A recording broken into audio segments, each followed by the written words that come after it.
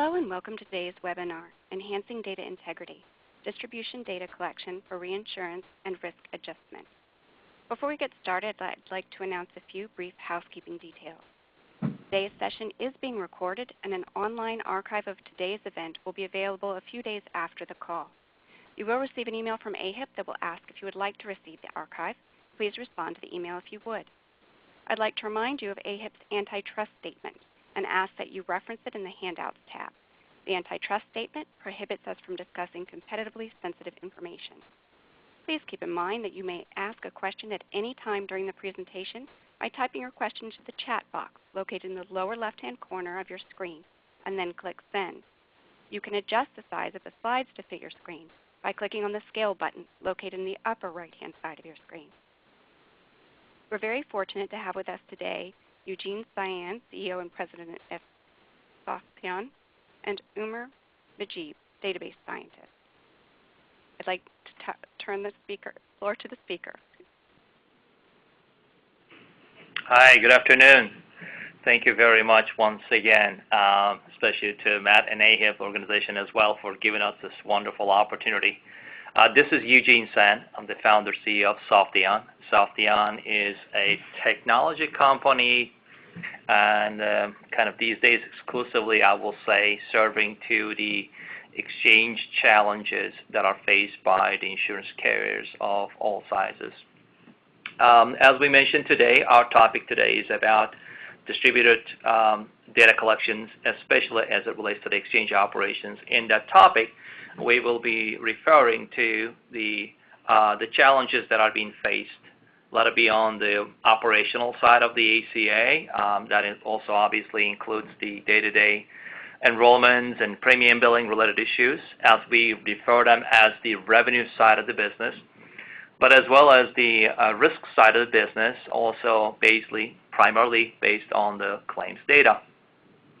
Our goal today is to give you some additional insight and some of our findings from the last 2 years of operation as we proceed. And we'll talk about some of our future goals and objectives as it relates to the industry as a healthcare payer market is moving to, aligning with the various consumer expectations as well as regulatory compliance issues that are being faced by. Once again, kind of a little intro to Softheon. Softheon is founded in 2000. We are a little over 100 people. And one thing is fortunate for us is we operate from the grounds of the Stony Brook University, a major public research facility up in Northeast. And over the years, we have done, I will say that what was once a liability, what now is perhaps our biggest asset, especially in the area of data analysis, transaction processing, stochastic analysis. And part of our mission has always been around educating and sharing that information with all our partners. We view the health plans as our partners. As part of that mission, we do send out a daily newsletters, and we all encourage the attendees to come and visit us online. And if you do register, you will receive that kind of aggregated, curated daily exchange-related news. And that's about industry, not just about Softheon, definitely not about Softheon. And you will hear information about our competitions. It doesn't really matter for us. For us, it really is about more of a high tide, low tide. We all want to make sure that everybody wins in the process. And again, we collaborate with our partners, the insurance companies, carriers of all sizes, from small regional health plans to the multi-states. We see great value, and we like to focus around our product development and strategies around the market needs with great feedback and insight from our health plan partners. Today, our main focus is the 5 pillars of our technology, as we refer it, our value proposition. I am happy to report to you today that nearly 10% of Obamacare runs on Softheon platform. Working with 50 or so health plans, and if you do consider a little over, I will say, 300 plans are participating in ACA, About 15% of the supply, as we call it, basically runs through the Softheon platform, and Softheon being the quote-unquote the supply chain manager of consumerization effort, if you will, on behalf of our health plans. Today, we manage the premium billing activities for all our carriers for serving nearly 1 million lives. As part of our, as you know, that there are several provisions within the ACA.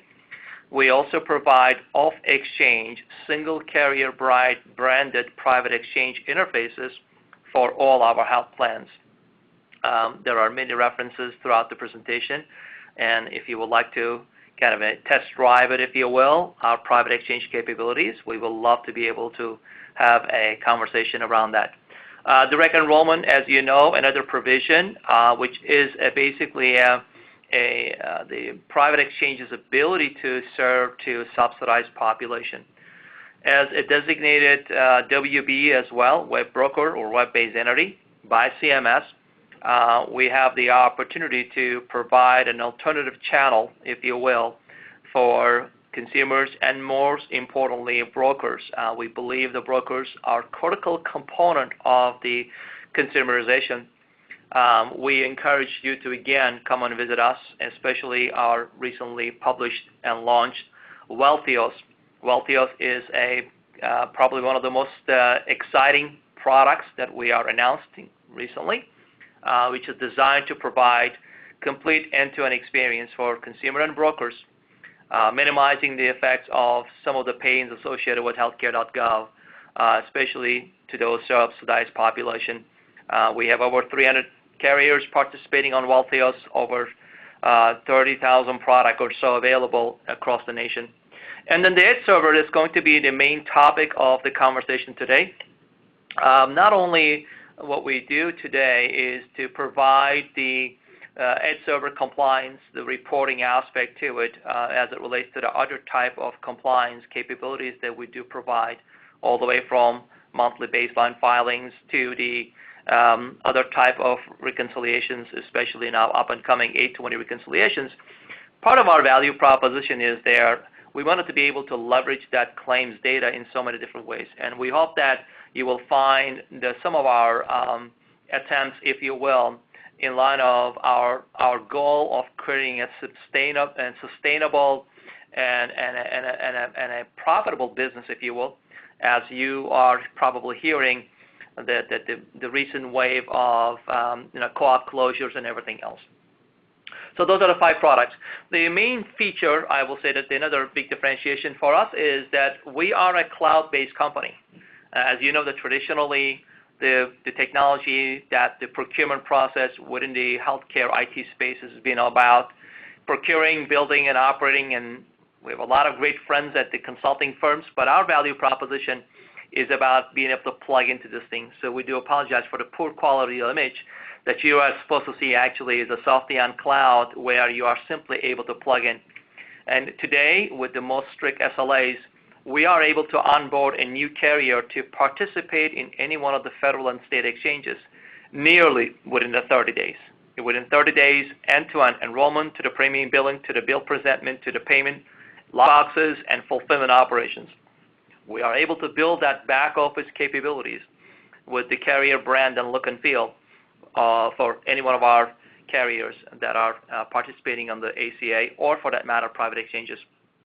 And obviously, there are a lot of value around that, one being that reduce and guarantees implementation, but also the significant reduction in the workforce that is needed to build and operate these ACA exchanges, ACA compliant exchanges, I should say. If you peel the onion, if you look into the Southon, again, we do apologize for a little bit of a poor quality, but you can see the complexity of the system that really resides. And I know that by simply perusing the attendees that are on this call, that I suspect many of you have some scars on your backs based on the last 2 years of enrollment. And here we are, literally hours and if not days away from the next open enrollment, anxiously waiting for the bar files from our friends from CMS so we can start the passive renewal process starting altogether.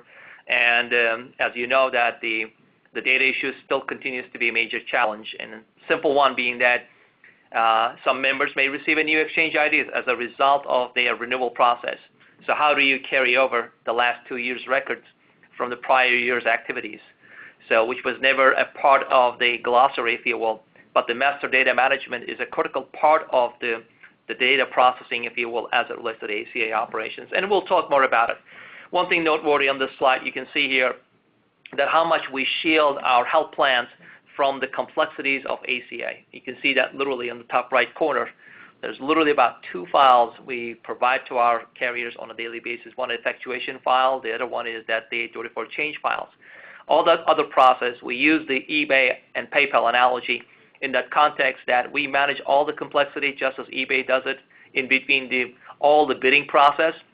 And once the members are effectuated, just as eBay only sends the winning bid to the merchant to say, ship your product to this member, and here's the payment through their PayPal interface. What we have built for our carriers is the exact same experience, meaning that we only send down the effectuated member. We handle the entire pre-effectuation, enrollment, underwriting, billing, collection, binding payments, and reconciliation. And once the members are fully deemed to be effectuated by CMS as well, that is the first point of entry that member makes its way into our health plans admin system. Of course, we then attach the check that we have collected for that member on our health plan's behalf. And we'll talk more about this, obviously, around issues like PCI compliance and so on and so forth, which we are fully compliant with those operations. In a very simple way, really what Softheon's value proposition, again, so this is a good slide, perhaps, that just think of that every data element that is being floating back and forth between any one of the federal exchanges, including the state exchanges, and to our health plans. This is a small subset of our health plans that are on, quote-unquote, on our Softheon cloud. And you will see that basically that data passes through Softheon. Let it be enrollment data, billing data, fulfillment data, any kind of a compliance baseline data or delinquency termination data, as well as claims data, including the pharmaceutical and medical claims, HCFA, UBs, all runs on Softheon cloud through this common gateway, if you will. And again, noteworthy attention is that we work with every client of a size. We have worked with some carriers that unfortunately are being kind of with their business model. Once again, we don't really, I will say that we don't choose winners or losers. Ultimately, your rates, your provider network, your actuarial risk assessment will make a difference. And what we do is provide is, I use the FedEx analogy. We give you a trusted, reliable platform for delivery of the data, shipping of the data, and then the overall consumer interfaces. But ultimately, the sustainability of your exchange plans and so on and so forth, we will ask you to focus on that part. Let us handle the consumer engagements. And that's been the main key value proposition for our health plans. As I mentioned that to you, we are across the nation. Literally, we have some states that we have multiple carriers in a given state. Once again, similar FedEx analogy, we don't open the boxes. We don't interrogate what's in it. We deliver those boxes, and that's just as FedEx that is being used in supply chain by many competing companies for different products and services. We provide the level of transparency and compliance as well for our health plans, even though they may be competing with one another in a given market. Looking forward, there are many studies. In fact, Gartner this morning published another report on the importance of the exchanges, as they call the hype cycle. You will see that basically there are 2 critical components to it. And as we call it, these were the Oscars, and we have got 2 of them in 2 categories from Gartner. And they both relate to the 2 critical aspects to it. One is the data integration component with the exchanges, and the other one is that the consumer-facing data elements, especially around the premium billing and the payment collections, and those are the 2 categories that Softheon deemed to be one of the leading vendors to watch for, according to Gartner. And we'll talk more about that too. So again, I urge you to take a look at those reports as being published. As we proceed to it, again, I'm going to skip some other parts about it. So why we're here? So let's talk about today's topic. As you all know that the ACA, or the Patient Protection Affordable Care Act, contains 2 transitional provisions for the premium stabilizations. As you know that we all knew that at the beginning that this is going to be a very turbulent period, but as many know it, that if there are challenges, that's hence the bigger the risk, bigger the rewards. And to help to reduce this risk, CMS early days and created a distributed data model and giving the ability to provide 3 risk mitigation strategies. And they are around the enrollment submission data, obviously, pharmacy claims, and the medical claims. And on the transaction side, there are 2 types of transactions that are running through the Edge server platforms. I trust that audience is quite familiar with Edge server. By then, you might have chosen your vendor of choice. For our plans, for reference point of view, we are the integrated Edge server. There is no need for us to ask them to go find another third-party vendor. Just as we have a fully integrated platform for billing, collections, and payments, and bank lockboxes and fulfillment, we feel the Edge server is a critical part of the day-to-day operation. We don't view that as a monthly or annual process. We view them as truly a metrics that we gather and provide to our health plans almost on a daily basis. And as well as the various management reports, let it be process-oriented reports, operational reports, and other type of management reports that we do provide as a service to our health plans for their success. As we proceed into the areas of the Edge server, as I said, 3 R's commonly referred, and the first R being the reinsurance. As you know, the section 1341 of ACA, it is a transitional 3-year program, the reinsurance programs. It is established in each state to help to stabilize the premiums for the coverage in the individual market from 2014 through 2016. So in essence, the next year will be the last year. And there are many ways that obviously this information has direct correlation to the cost share reductions or CSRs, especially the maximum out-of-pocket calculations as commonly referred to the standard model of calculations versus the simple model. And as you know, the standard model is the go-forward model. And in this case, the health insurance carriers and third-party administrators on behalf of the health insurance groups must make a contribution to support reinsurance payments that cover the high-cost individuals in non-grandfather plans in the individual market. A method of adjusting capitation payments to health plans, either higher or lower, to account for the differences in expected health costs of individuals. Again, the insurer carriers that they must determine the revenue needs based on the variety of the factors, including the trends in medical expenditures and anticipated enrollment, and determine how much to vary the premium charged to individuals or small group using the population characteristics such as age, smoking habits, and past history of illness. The second R of the 3 R conditions is the risk corridors. This is, as you know, another 3-year transitional programs. And without going too far into detail, another section 1342 of the ACA, it is designed to protect against the inaccurate rate settings by sharing the risks. As you know, that this is probably the biggest pain point right now. The ACA plans that are participating in ACA, they were expecting a much greater return in these risk corridors as being set up, and the risk sharings as being set up for. Unfortunately, they're only getting about 12.5%, if I'm not mistaken. And obviously, the temporary risk corridors programs also will be in effect again for the next year, being the last year, is intended to protect against the inaccurate rate settings sold in exchanges by limiting the extent of the issuer losses and gains. And then issuers will be able to lower their rates because they will not have to add a risk premiums to account for possible uncertainties once the premiums kind of reaches a stabilized point, if you will. And then the final provision of the 3 R's is the risk adjustments. And as you know, this is a permanent program. So what we are really talking about, ability to, under the section 1343, the program to payment for health insurance that disproportionately attract the high-risk populations. And then the purpose of this is the transferring the funds from the plans with relatively low risk to the plans with a relatively high risks. Again, this is the critical component of that 12.5% of the adjustments that we're expecting many carriers, hence the main driver behind the, or we will call it a co-op closures, because to be expected, they were expecting much higher risk adjustments, yet instead they're receiving much lesser values.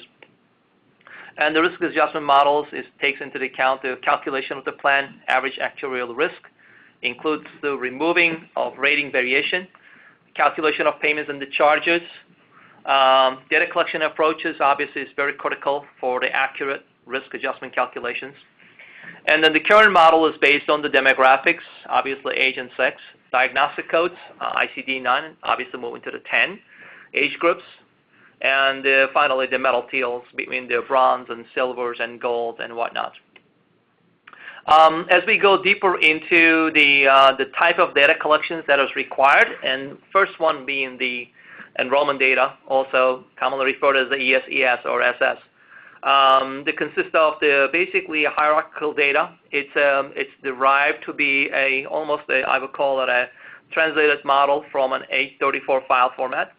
As you know that for the first year, especially 2014 and now 2015, we're into it, obviously far into it. But once the Edge server in full swing of implementation-wise, we believe the baseline was a kind of a stopgap measure to get this detailed information from the carriers. Obviously, for each issuer, identify in these files that there has to be at least one enrollee enrollment period included. And this is an accumulative, so it's basically what the CMS is expecting from the insurers about one full year of data at any given time altogether, which will then include any kind of a prior enrollments and terminations, and so that we can be detecting in the conditions like gap in coverage or possible data issues that then generating cases such as the duplicate enrollment spans and rate changes, especially around the open enrollment, with all the rate adjustments and the retro enrollments and whatnot too. The subsequent file submissions must be completed and replacement files inclusive of all enrollment activity. So enrollment periods, again, may overlap for the individual enrollees. And then the enrollees with the same unique enrollee identifier after the identifying enrollment data, obviously some parts about that.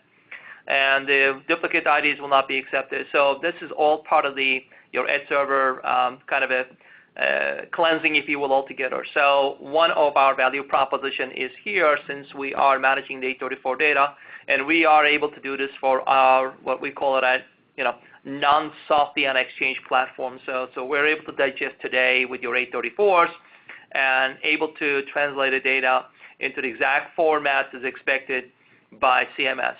In that context, in fact, part of our Softheon cloud is provisioned as a CMS Edge server.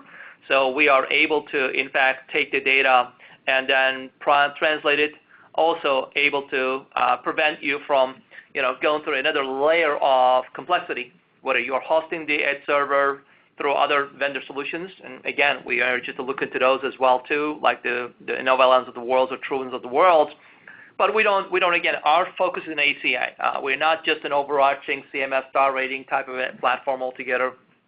Our entry point to this world was really about the exchanges, with the beginning and starting of exchanges, if you will. The next part of the data that's been submitted to part of the Edge server analytics that we now able to correlate, if you will, and I think that the next couple of slides, I do apologize for boring you with a lot of the details, because what we want to highlight the level of information, I will say that the detail of the information we are able to capture and correlate all this information against the enrollment and billing data, which are, in our view, is that financial well-being of an individual is kind of the part of the risk should be taken into account, if you will, not just about the clinical well-being. So in the medical claims world, also ESMCS or ASMAX as we call it here, is that the file contains the information for more than one issuer, and then basically the one or more plans for issuer and one or more medical claims for each plan for each issuer. And for each issuer identified in the file, there has to be at least one plan, at least one medical claim for that plan included. Once again, the unique enrollment ID reported in the medical claim file correspond to a masked unique enrollment ID in the enrollment file that was being fed into the CMS Edge server as well too. The incremental updates, it will be only incremental in this case. You don't have to submit your claims cumulatively altogether for a given period. And again, it's supposed to be no less than a quarterly, and we'll see how it goes as we go into the full operational model altogether too. And then basically it will be an incremental from the prior month's claims over the last month is being adjudicated. Again, the goal here is about be able to provide the adjudicated pending claims upon full pendant processing altogether, not pendant processing, but the post-adjudication and settled funds. The final component of the ACA data elements that we are able to build in Softheon data marts is the pharmacy claims. And the pharmacy claims, again, very similar to what I would call the medical claims. Once again, we're talking about unique enrollment ID reporting to pharmacy claims has to match the IDs in the enrollment files, and then the pharmacy claims for enrollees as well as in small groups has to be included in this file. Once again, then the incremental updates of any previously sent information has to be provided in this context, and then the pharmacy claims will be submitted no less than quarterly, and it is recommended that also this file will be submitted on a monthly basis once we are in the full production. So the next couple of slides, what I would like to do, turn over to my colleague, Umar Mujib is one of our data scientists at Softheon. He loves data. So Umar, why don't you take it and tell us exactly what we do with this data, in addition to, again, complying all the CMS regulations with the ED servers and filing and reporting and whatnot. But these are the byproducts of the data that today we gather, and how we correlate and crosswalk the data against our enrollment billing data. And we have tokened this word is the member level profit and loss statement. With that in mind, I'll turn over to Umar. Umar? Hi everyone, this is Umar Mujib. So having the enrollment, financial, and claims data in one place, Softheon becomes a data warehouse, and we have endless capabilities for big data and reporting. In terms of the reports that you're seeing right now, the graph to the left, you have a monthly breakdown showing the trends in profitability and loss throughout the year. Overlaying the graph is the membership count, so you're able to see exactly how the membership trends over the year. In the case that we're displaying right now, you see that the carrier endures a loss at the 60 to 90-day mark since the beginning of the enrollment period, and then again around the month of October, and that's possibly due to the seasonal allergies or other seasonal changes. Takeaways from this could be possibly sending reminders to the members to get maybe flu shots. And then to the right of it, you have the breakdown of the enrollments divided by gender and also within the age groups. We can use interactive tools to see trends to the left and using the demographical breakdown. So you're able to see exactly what trend was available for a specific age group and specific gender in that age group. Right, so moving on, you have a geographical map to the left with the zip code level detail of the P&L. Green is showing profitability, red is showing the loss. This graph identifies specific areas of attention that the carrier should be looking into. At the top of the map, you have a high-level summary of the total net revenue for the entire year. And to the right, you have the same P&L, but at the county level. Here, the size of the tree map is the size of the membership for that specific county. In this particular case, you can see that the greatest loss is coming from the counties with the most membership.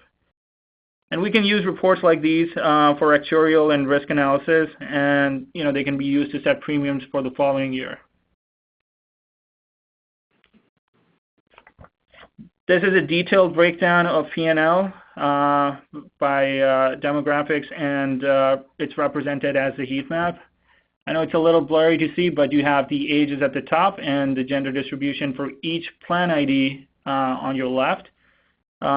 You can quickly identify the exact age group and gender combination that contributed to the biggest loss to your company. All right, back to Eugene. Okay, well, thank you, Umar. So as you can see here, again, these are this is the kind of the out-of-box thinking that we will like to be able to share with our health plans. It's not just about ED server meeting compliance, but again, I have two common things I will say too.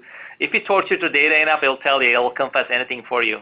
And but the other one is actually data is not smart enough. You have to ask the right question to the data.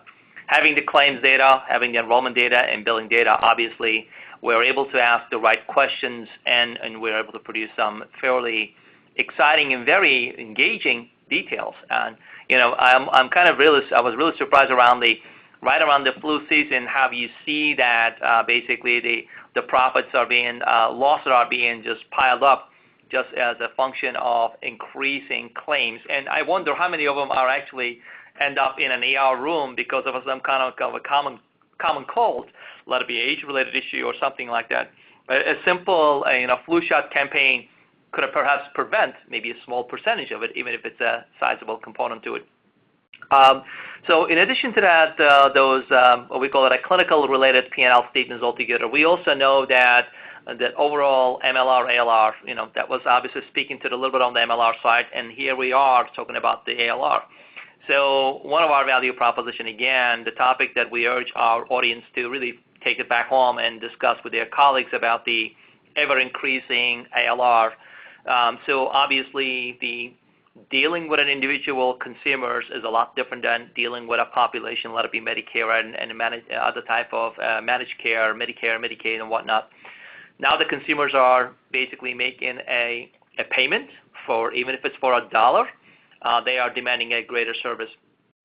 So here we are, basically, we are able to articulate, and this is an industry study that we did it internally, talking to some of our plans as well as talking to some of the industry experts, consultants.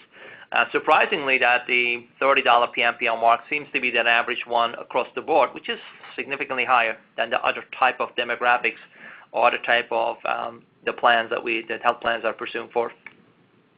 Other type of analytics that we provide based on both enrollment and the claims data, you're looking in here is these are the type of the interfaces, what we present. If I may, again, if Softheon was a Google of the world, and this is the Google Analytics, what you are looking at it. Our analytics, as the one that Umar showed in, by the way, they are all pretty much at real time and very interactive, means that you have the drill down capabilities down to the, in fact, particular zip code level, down to the even block level. We are able to provide that level of breakdown of the P&L. Once again, another mantra, people are the product of their own environment. If somebody in your neighborhood basically start telling you that you should go get your MRI, that's what you will do, especially within a family. So our idea is to be able to, how do we detect these trends and intercept them, and without compromising on the quality of the service. In this slide, what you're looking here is about we'd like to highlight the kind of, again, as I said, there's not a good balance between the on-exchange and off-exchange membership. So what that really means is you're ultimately paying that 3.5% premiums for administration premiums to the exchanges. If you were able to diversify and start reaching out to those consumers, and we do know that small percentage, even early teens to up to 20, 30% of membership sometimes are actually not subsidized. Just because they are at healthcare.gov doesn't mean that they are entitled to subsidies. So individuals may not receive a subsidy, or may receive a subsidy, may opt to not to use it towards their benefits. And that will be savings that you might be able to reflect to the consumers by different products and services. Obviously, breakdown of for instance, another cost structure not built into the actuarial worlds we know quite well is the cost of transactions for credit card processing. And surprisingly, among our plans, was about 55% of our members pay by credit card. Well, health plans haven't really thought about it, as you know, that you are not able to pass the merchant fees as a convenience fees to the consumer. So that fee, the merchant fee, has to be built into your pricing model and in your rates altogether. And we have other examples in here too, more on the planning and scheduling. One thing we noticed that, for instance, during the month of August, we seem to have a much higher delinquency rate because simply the fact that people are on vacation. They do not pay their bills on time. Well, guess what happens in first week of September as a result of this action? Member goes into delinquent state. Provider claims start being pended as a result of the delinquency process on your side.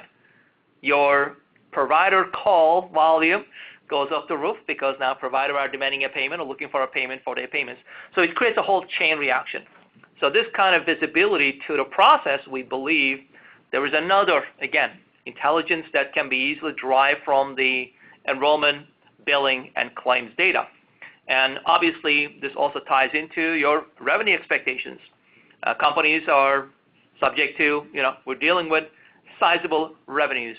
So we manage that month-end closing process working with our CFOs of the health plans. We provide premium revenue recognition reports, AR aging reports, and our goal is to, again, to build a sustainable operations from a health plan perspective. Taking this one step further, the growth. As you know that, our problems probably is not going to diminish over next year. It will, nothing else, it will increase, especially the fact that there will be a reduction on the suppliers, meaning that there will be lesser health plans. We are hearing less and less health plans, if not being shut down or pulling out of the markets because they are voluntarily are not able to sustain an operation in those certain markets on the individual market, high-risk areas. But we also know that there's going to be some increase. Now, earlier in the year, the CBO projected the 2016 enrollments to hit as high as maybe 20 million. Now, recently, Health and Human Services and CMS has reduced that, downplayed that to the numbers of 12 million. I think the median numbers are going to be 14. That is our projections. That's our prophecy for this year, that anywhere from 13 to 14 million people will be on ACA. And I think the driving force will be about a little bit more increased tax penalties perhaps play a role. We're seeing that some effects of early signs of Cadillac tax.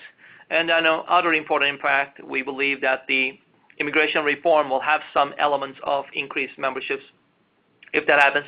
In any event, and I think that you can see that there will be a plateau. However, if your organization look into the exchanges as a holistic go-to-market strategy with basically viewing this ACA as a first step towards what we call the supply chain transformation, meaning that the supplier being the health plans and then the demand, the retailers being the exchanges, just as how this process started in the travel industry. Early days, there was only Orbitz and Travelocity.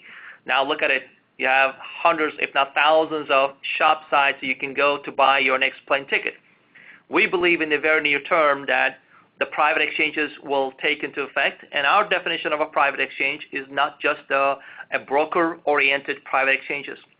We are seeing the trends that the organizations of even the medium-sized organizations as an employer coming in, creating their own kind of a cafeteria plans as a subset from the all available. I can tell you by certain confidence that that's what we are doing with Welltheos brand as a main site. And by the way, we urge you to go and visit us, WELLTHEOS, Welltheos. We are seeing our large group organizations coming in and creating their own plans. So in essence, that there will be hundreds, thousands of private exchanges that the insurance carriers must be able to interface with. So we urge the audience to, for those looking for the health plans, to really start analyzing and dissecting this go-to-market strategy. It is a holistic strategy, which is different than the core admin strategies, as we call it. The fastest of the world and the QNX and then TriZettos and whatnot. So if you look into that market, is really that's what they are good at, managing claims and paying claims and adjudicating claims and whatnot too. We believe that the consumer-facing entities really belongs to organizations like Softheon that is more towards the quote-unquote out-of-the-box, because just as what organization like MDM does it for you in the claim side, we believe that the need for enrollment underwriting and premium billing, that kind of an aggregation is the next set of investment that we would like to see health plans embracing. Again, we're talking about, if you listen to the McKinsey, Connecture, Accenture, or anybody else, is that the overall, there could be about 100+ million people by 2020 buying their product on these retail experiences. And imagine the power of that consumer moving from one private exchange to another private exchange as a function of changing jobs or as a function of losing certain subsidies and moving from one government program to another program. Yet on the retail side, on the supplier side, I should say, you want to be able to tie up all that relationship. Guess what? That's what we do today. That's not a promise. That is not a to-be state. That's the current state. We are able to basically link up a member even as they go from a different retail experience, different retail channel, because as being the wholesaler, we're able to keep track of that consumer behavior down to their prior conditions and claims. Speaking of that opportunities, again, as I said, I think that it's incrementally important, but it will be ever important is about the data. And they're also commonly referred to big data. So we want to take a moment to describe what we consider as a big data. Big data doesn't mean just a very large databases. Okay, our definition of a big data is it comes and really is about in three components to it. Obviously, the velocity of the data, variation of the data altogether, and then the size of the data. So as you look at the values about the volume of the data, today you're dealing with merely about 5-10 million lives altogether in the ACA world, obviously, and if you look at it across at least that you have 1 or 2 member enrollment transactions, at least 10 payments, 10 invoices for per members, and you start dealing with claims. So you are dealing with several hundred millions, if not a couple of billion records across the board altogether. And I'm happy to say that again, we have about 10 to 15% of that data is on Softheon Cloud as we do today.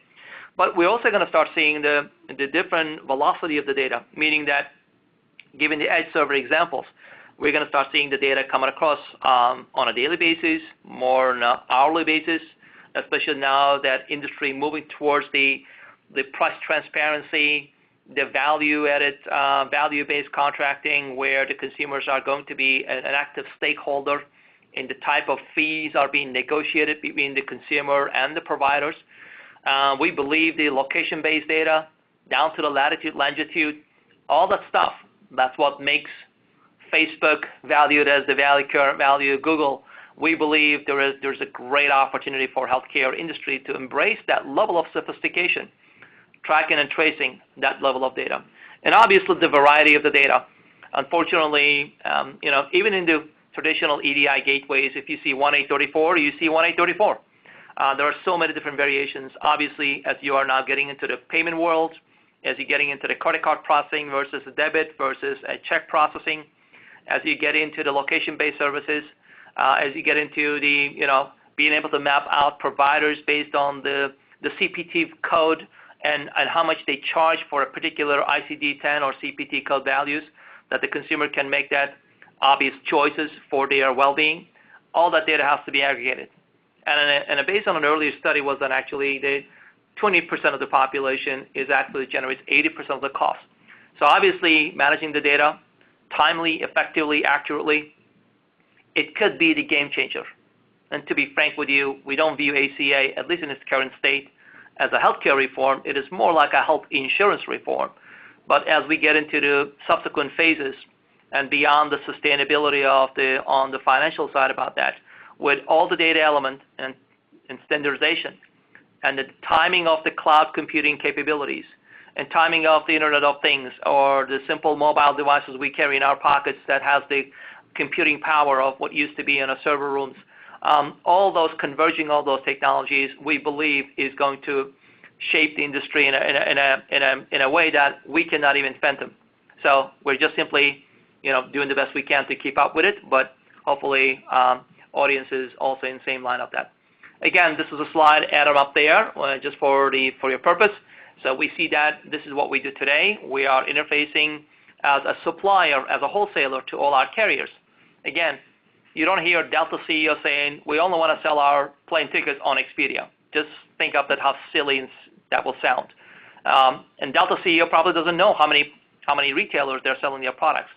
Just as today that the chairman of TEVA, as I just met with being the world's largest over-the-counter pharmaceutical company, he doesn't know who his consumers are, who is buying his products.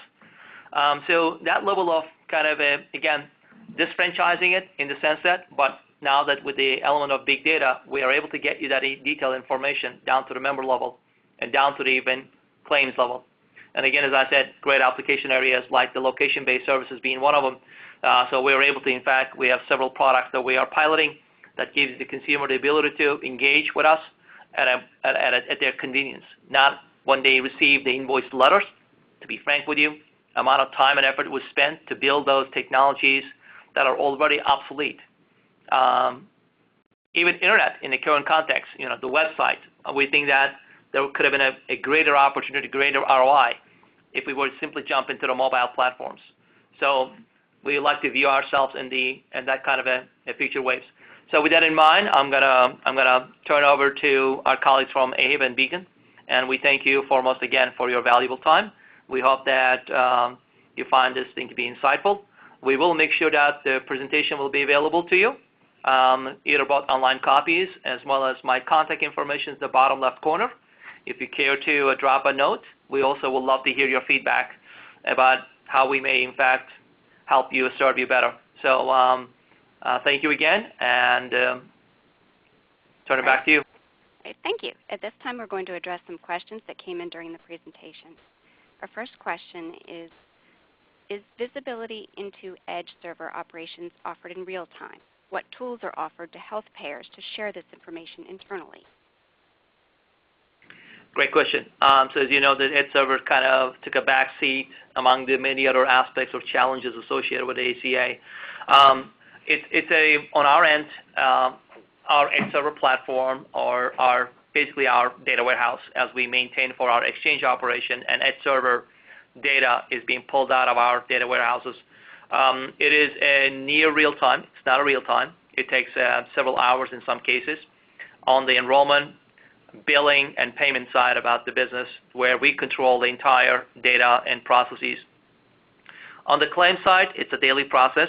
We are able to digest daily claims, daily adjudicated paid claims from our carriers for both medical on the HICFA and UB sides on typically 837 file format, as well as on the pharmacy side in NCPDP format. We are able to digest and post the data, and our overnight processes runs up, very similar to using different kind of data techniques, and we're able to generate that type of reports that you see earlier, all the way from heat maps to the pie charts and graphs and everything else, and down to typical Excel spreadsheets. In fact, we're able to export the data for our carriers so they can do their own quote-unquote analysis on the data that we provide as an EDW extracts that is part of our daily processes. Thank you. Our next question, which health payers are required to utilize the edge server for extract, transform, and load? Some of our carriers already had prior engagements, being that they were Medicare or Medicaid plans and let it be part of the CMS star rating and everything else. So that we don't exclusively, we don't limit our carriers, but we work with several dozens of health plans right now as part of our edge server platform. And again, we would love to talk to some of the carriers. Maybe may not be using Softheon, but we would love to build their quote-unquote their analytics, their exchange analytics, if they were able to provide us an 834 data along with their payment data, along with claims data. This is a service that we would love to be able to expand upon the other health plans of varying sizes. There are various industry initiatives, being one of the preferred vendors of ACAP, as ACAP is the Association of the Community Affiliated Health Plans. So we work with multiple organizations, and being able to create basically a bigger database obviously will give us a better analytics and better accuracy in terms of some of the anomalies we might be living in, because we are slightly skewed in the type of plans that we work with today. But we work with most of our carriers, and we build that product and service, again, as I said, primarily for edge server, but everything you've seen today really has nothing to do with edge server, CMS filings, but we do provide those additional analytics for our carriers. All right, our next question, how is frequently changing guidance from CMS for the edge server program addressed? That's a great question as well too. So again, one of our value proposition, if you go back to the very first slide, we talked about it. We view ourselves as a research firm as much as an analytics and technology cloud platform. As I mentioned that to you, so it is extremely important for us to be at the quote unquote right at the receiving end as this rapidly changing federal and state guidance altogether. So we have a sizable research arm. Granted, we don't compete with Gartners of the world, but what we really do is, in fact, we have several team members, in fact, are on the phone with us today, that they are on the phone with CMS multiple times a day, at the federal level and some state entities that we challenge them, we question, and then upon their final guidance, if you will, literally more often we hang up the phone, and before you know it, we are modifying our cloud, several new rules we are deploying in that night's release level. That kind of operation, it is very difficult to build and operate and sustain in a traditional IT procurement world. Again, with all the respect, our request, our challenge to our health plans, what made you successful last 25 years, let it be people, the process technology, is not going to guarantee your success the next 25 years. And to be frank with you, I think that is the primary reason as we see it, is the latest M&A activities to the ever-changing the consumer landscape from a fee-for-services model to the outcome-based services. There are a lot of changes that are happening in the industry, including the federal and state mandates. So it is going to require you to really build and a whole new approach to these problems, if you will. And again, we're not dismissing. It is about extending and leveraging all their investment, but not necessarily kind of putting a more investment, if you will, to a system that is really not designed for these kind of real-time transactional consumer-facing or federal and state-facing interfaces altogether too. So we have sizable operations and concentration on the analytics and the research aspect of our business that we would love to share with our health plans, and we do that on a regular basis. Okay. Now we have the comment, I like the setup and focus on analytics you have taken. Do you have any examples of cost savings achieved or operational processes businesses have changed to achieve cost savings? And we have obviously, this is a very sensitive topic for some of our health plans, but I will give you kind of a across-the-board blended answers altogether too. On an average, we've seen 20% reduction in ALR across most of our health plans. That in fact covers many aspects of their implementations altogether. So really, if you think about it, you're able to now shift that 20% towards your MLR. So you can increase your quote-unquote pain threshold on the MLR side by reducing the ALR expenses altogether too. We have been very, very active with our health plans in making sure that their compliance issues are one metric that I can share with you. Our average HICS cases, as you know, probably one of the most painful part of the enrollment transactions or those challenges during the open enrollment periods. We've seen anywhere from literally 50 to 80% reduction on the HICS cases after Softheon's being the kind of main intermediary platform. Before us, many of our health plans, really, they take the 834s and they just pass it on to their current enrollment systems and worse it into the billing system so that the billing is their exception process. So as a result of it, you're dealing with a large number of consumers that are calling the carriers, they're calling the CMS, complaining, or the Department of Insurances, complaining about their inaccurate bills, complaining about the changes that did not take in place, and the wrong rates. We've seen wrong rates that are being passed on to us. We're seeing enrollment transaction coming down CMS because especially those split counties and zip codes where the consumer might have chosen one county by mistake or by intent, but their rates based on their address is actually in another county. So the rate discrepancy, for instance, may prevent someone making a full binding payment if the rates are not consistent across the counties. So guess what? That becomes an HICS case if you do not catch that information upfront and then communicating back to the consumer and possibly, in fact, CMS to correcting those data elements to it. So we've seen a significant reduction in the HICS case. Is probably one of the best news to some of the team members.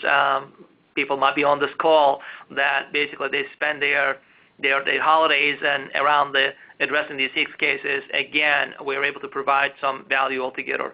On the operational and on an ongoing basis, we have seen a significant savings that we can introduce because Softheon being a payment facilitator and Softheon managing end-to-end enrollment, payment, billing, invoicing processes. Just on the credit card processing, we have basically provided significant savings in the merchant fees over traditional 3%, 2 to 3% merchant fees even at very high volumes, we're able to bring that down to maybe at least a 1 point cashback programs, as we call it. So we reduce operational and financial burdens associated with this kind of a consumer engagements, just because the fact that we're able to aggregate and we're able to negotiate rates with our main suppliers, let it be Bank of America operations that we do today, or let it be our fulfillment services we work with. So we're able to bring those additional savings just from the sheer volume of what I call it a collective bargaining we're able to execute on behalf of our plans. Okay, what types of reporting capabilities can health payers expect? Many reports available too. We just showed you some of the kind of the really that I would call it engaging one, especially if you're dealing with an executives who are constantly, I'm sure, asking you about the stat of the, enrollment renewals and what our membership is going to look like, and what's the delinquency rate, and how many of the members are in quote unquote are in a is yet to make their binding payments, and they may be losing their coverage because they're rapidly approaching effective dates. So we provide tons of reports. So we break them into the 3 categories. One is obviously compliance reporting, both for federal and state entities altogether. Second reporting is on the executive reportings, the dashboards, great tools. All those graphs and charts we do, by the way, they're available to your executive management. You don't have to produce those reports, and they're real time. You can simply ask your CFOs and COOs, and 2 a.m. in the morning, log on to our portals and Softheon analytics and get all that metrics. And then the third level of reporting is day-to-day operational reporting, primarily to the operational team. The supervisors at the enrollment team or the financial folks they're trying to do a month-end closing, they need the AR reporting, they need the revenue recognition reporting, and so on and so forth. And then finally, on the IT side, we expose our entire data in the form of enterprise data warehouse extracts.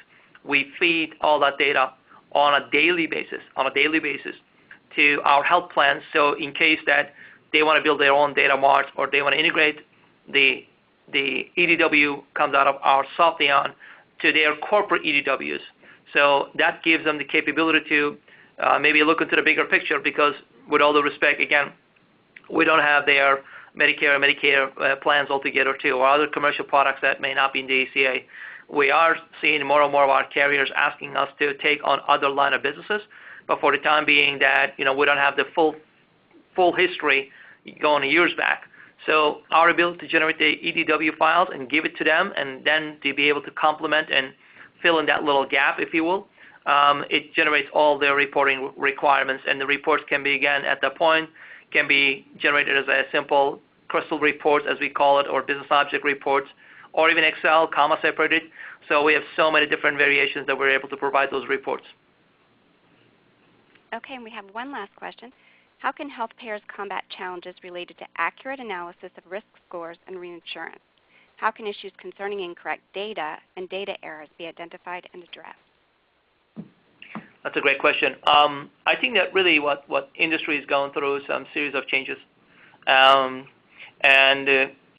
We believe that it's kind of a little bit of it's the industry is still in dark. We've seen that some kind of early signs of different value proposition, narrow network for something was not in anyone's dictionary. So we believe the analytics is the key element towards building a sustainable and successful consumer-facing operations, let it be through public exchanges to the subsidized population, or through private to the non-subsidized population. So the goal here is about, what can you do? What can you learn from data? I can tell you one thing. We have reports that breaks down your brokers who has enrolled memberships with a high utilization, high claims utilization. So it's kind of writing a bad book of business. Now, we're not saying that we are not going to provide services, but if we are talking about sustainability, especially in the absence of supporting documentations and everything else and ever-changing rules, especially 3R conditions, and again, as I said, the first 2 are being eliminated, so now you're back to on your own. The health plans needs to learn to be a risk managers, just as banking, financial services, property casualty. So what we are looking to do is utilizing all the data elements and able to provide a better metrics about your operations, about your retail channels, where do you want to open up your next enrollment truck, if you will, at which county fairs you want to go up to, because we want to be able to create a sustainable business operations. On the wellness programs, how can we detect the consumers, those in early phases? Obviously, that's a much more mature market. There's a lot of studies being done. However, if you really look into the study, having attended a very major conference recently, I'll share the name. I'll be a little bit of shout out to our friends from Oliver Wyman. If you listen to the Tom Main's conversation up there too, we're talking about trillions in dollars in savings if we learn to manage the data, apply the data towards better care, towards identifying early signs of detections of an acute members, and providing an on-premise better point of service, point of care. So there are so many different ways that we can do. To be frank with you, I will also want to have a little bit of a disclosure in here that the Softheon, including myself, we are computer scientists, we're data scientists. So we're not clinical doctors. We will leave our friends from, let it be, on the medical field coming up there or informatics. But we strongly believe that based on the very rudimentary data sets that we are gathering and analyzing, there are significant savings can be achieved on the both delivery and the care of health, so to speak, to a population that is becoming more diverse, more ethnically different than one another, and financially different than one another. So the data is going to be the critical element of providing a sustainable operation from a health plan side.